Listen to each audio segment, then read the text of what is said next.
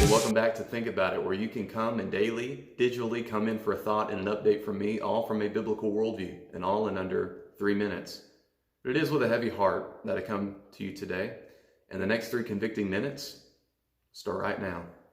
January 26, 2020 marked a date that would create this series of headlines and posts that carried us all the way through February. It was the day that Kobe Bryant died. You have a basketball legend, international superstar, even a successful entrepreneur. His tragic passing shook the lives of so many to their core, and the grief was very obvious. But then we move on to March. The coronavirus and all of its implications become the reality of daily life for every American. Every family, whether infected or not, has been affected.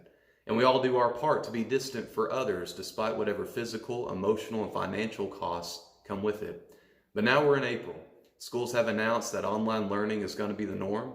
We have businesses shutting down all around us. We have elective procedures supposedly having to be postponed as well, at least for most of them. And while some cancer surgeries and organ transplants are being put on hold, abortion is still being seen as a medical necessity in many areas.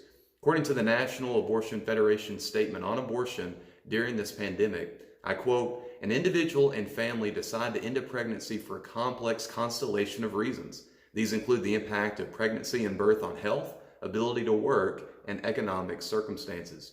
They go on to say that denying or deferring abortion care places an immediate burden on patients, their families, and the health system, end quote. It's interesting to me that the defense of abortion there comes in terms of the supposed cost when it's not provided. But this is the exact opposite type of thinking that we've all been living in the past few months. We are socially distant regardless of the costs of doing it because we recognize the cost of not doing it, the cost of human lives. Even while some state leaders are now requiring abortion clinics to suspend services, their statements only talk about preserving staff, equipment, care supplies, and hospital capacity. They make no mention of preserving the life in the womb. So as we review the first part of 2020, we find a striking contradiction. While it seems that we have a very high view of the value of life, enough to obsess about Kobe, enough to put our daily lives on hold to protect others, somehow we don't apply that to the most victimized group of our day. Put simply, in January, we're idolizing an athlete. In March, we're prioritizing social distancing.